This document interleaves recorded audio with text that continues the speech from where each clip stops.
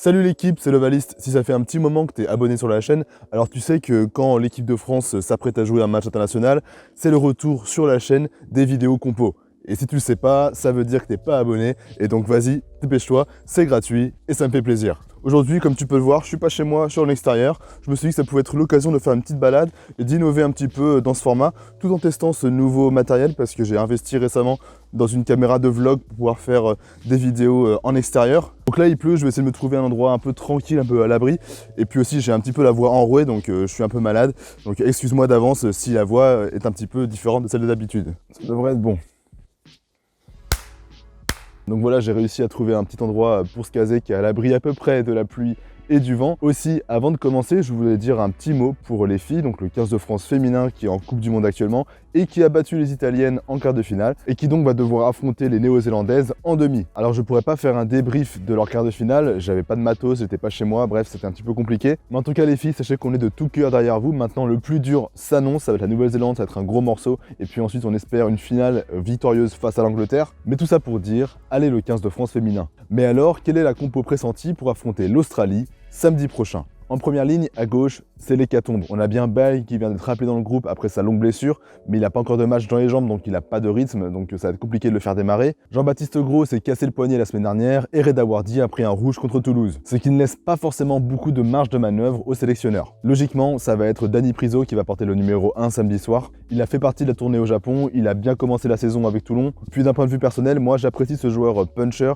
qui est très fort en mêlée tout en étant disponible et mobile dans le jeu courant. Tout ça pour dire que même si les titulaires habituels sont absents, moi je suis pas trop inquiet. Au talon, pas vraiment de surprise, il y a Marchand qui va commencer, puis Movaka qui va rentrer vers la 50e, 60e pour apporter son punch. On est assez rodé à ce niveau-là. C'est pareil à droite, Antonio s'est imposé comme le titulaire indiscutable au cours de la saison dernière, et donc il devrait logiquement démarrer le match. Et je pense qu'il ne sera pas trop pour aller porter la balle au-delà de l'agressive défense australienne. J'ai pas vraiment d'autre chose à dire, c'est le doyen des Bleus, on le connaît maintenant, et j'espère que ces lourdes charges seront un atout pour l'attaque tricolore. En deuxième ligne, c'est un petit peu plus flou. Pourquoi je dis ça? Eh bien il faut dire que si Woki et Willem sont pressentis pour démarrer, évidemment, en fait ces deux hommes ne sont pas forcément au top de leur forme en ce début de top 14. Woki doit encore prendre ses marques au Racing, tandis que Willem revient d'une blessure qui est assez lourde et il n'a pas forcément retrouvé encore son plus haut niveau. Ce match face aux Wallabies sera donc un moyen pour eux de se relancer et de prouver à Galtier qu'en équipe de France, les cadors, c'est eux. En troisième ligne maintenant, j'en parlais dans ma vidéo sur les joueurs qui jouent gros cette année pour le 15 de France. La blessure de François Cros en début de saison a quelque peu rebattu les cartes, ouvrant ainsi un peu plus la porte au retour attendu de Charles Olivon. Même si le Toulonnais ne portera pas le brassard de capitaine qui devrait rester au bras de Dupont,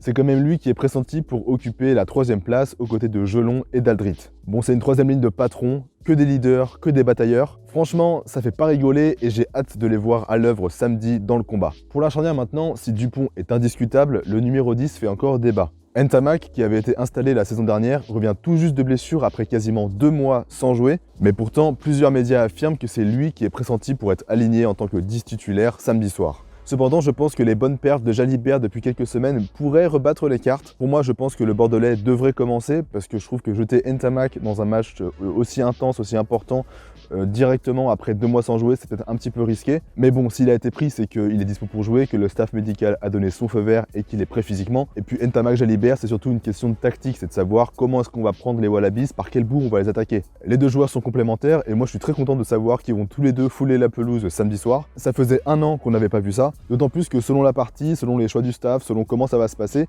c'est possible qu'ils jouent ensemble sur le terrain, que par exemple Jalibert joue 10 tandis que Ntamak glisse en 12, comme ça a été le cas l'an dernier face à la Géorgie, ou sinon que Jalibert rentre à l'arrière à la place de Ramos en numéro 15, comme ça a été le cas lors du match face à Clermont. Donc on voit qu'avec cette équipe on manque pas d'options et que le plus dur en fait, c'est juste de trancher. Au centre également, ça risque d'être un petit peu complexe, parce que même si on risque de voir la paire de centre titulaire Danty-Ficou, eh bien il faut savoir que la compagne de Danty justement est en fin de grossesse, qu'elle va accoucher dans les semaines voire les jours qui viennent, et qu'en cas de naissance imminente, Jonathan Danty sera amené à quitter le groupe pour être près de sa femme. Auquel cas il serait logiquement remplacé par Moefana qui passerait de l'aile au centre. Mais sinon, si la paire Danty-Ficou est maintenue, aux ailes on aura Penaud, c'est sûr, c'est indiscutable, je pense, il sera aux ailes. Sauf blessure évidemment, il sera à l'aile. Et puis à l'autre aile, ça devrait être Moefana qui débutera, sauf si évidemment Danty part à la maternité. Moefana glisse au centre et je pense que ça va être Lebel dans ce cas-là qui sera à l'aile. Et derrière enfin pour le numéro 15, suite aux blessures de Burros et surtout de Jaminet, Ramos il a la voie quasiment libre. C'est l'occasion rêvée pour lui pour enfin se montrer complètement à son avantage aux yeux de Galtier, sachant aussi qu'il peut plus que dépanner à l'ouverture en cas de pépin au cours du match, donc à moins qu'il aille pisser sur les pompes de Galtier directement, je vois pas pour quelle raison il ne démarrerait pas. Donc voilà le 15 titulaire qui est pressenti pour jouer samedi, sinon voici le 15 titulaire qui devrait jouer si Danty est absent. Pour les remplaçants maintenant, je partirai sur un 6-2, donc 6 avant, 2-3 quarts, tout simplement parce qu'on a tellement de polyvalence derrière qu'on n'a pas besoin d'avoir 3 quarts sur le banc, et donc ça donnerait quelque chose du genre Movaka au talon, en pilier gauche, soit Casse-Tête, soit Baye, parce que Baye est de retour dans le groupe, et donc suivant sa forme, suivant s'il est prêt ou pas, je pense que ça peut être intéressant de le mettre sur le banc. À droite, on devrait voir Awas, donc ça c'était pour la première ligne. En deuxième ligne, je pense qu'on aura une deuxième ligne complète, avec Flamand et Tao qui vont replacer poste pour poste Woki et Villemc. Et en troisième ligne remplaçant, moi je verrais bien Tanga, j'avais bien aimé ce qu'il avait montré au Japon, et je trouverais ça intéressant de le revoir face aux Wallabies. Et puis derrière, pour les 2-3 quarts remplaçants, ce sera bien sûr Lucu et Jalibert. Donc voilà ce que je pense de ce qui devrait être de la compo qui sera alignée samedi face à l'Australie. Dis-moi dans les commentaires si tu es d'accord ou pas, si tu as d'autres options qui sont peut-être plus crédibles pour toi. L'Australie, pour sa part, a le week-end dernier gagné un match coup près en Écosse, ils auraient pu le perdre, ça a été hyper serré, et ils auraient dû le perdre si Kinghorn avait réussi à passer les pénalités. Tout ça pour dire c'est une équipe clairement prenable, sur le papier on est meilleur qu'eux, mais attention parce que moi l'Australie c'est une équipe qui me fait assez peur, je trouve qu'elle est très inconstante, mais en même temps elle peut être très surprenante parfois. Ils peuvent vraiment changer de visage d'un match à l'autre et parfois au cours du match, d'une mi-temps à l'autre, ça peut être le jour et la nuit, comme face aux Blacks durant le Rugby Championship dernier, où ils ont failli gagner et ils perdent dans les derniers instants. Donc c'est vraiment à nous de rien leur laisser espérer, de pas leur donner une seule miette. En plus là il y a le retour de Michael Hooper qui peut un peu les galvaniser, qui va peut-être un petit peu les rassurer, donc il faut vraiment qu'on les prenne au sérieux. Je rappelle aussi, pour ceux que ça intéresse, je serai samedi au stade et je vais aller en avance avant que le match ne commence pour tourner une vidéo avec les supporters et avec des abonnés pour leur poser des questions sur leur connaissance rugby. Aussi, avant de quitter la vidéo, je voudrais vous remercier pour l'accueil que vous avez réservé à ma dernière vidéo. Plus de 40 000 vues, c'est incroyable, franchement, ça vous a plu et je suis vraiment très content que ce format vous plaise.